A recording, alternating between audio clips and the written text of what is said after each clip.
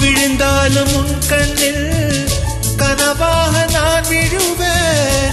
எழுந்தாலும் உன் நெஞ்சில் நினைவாக நான் எழுவேன். மடிந்தாலும் உன் மூச்சின் சூட்டால் மடிவேன். பிறந்தாலும் உன்னையே தான் மீண்டும் சேர்வேன். இனி உன் மூச்சை கடன் வாங்கி நான் வாழுவேன்.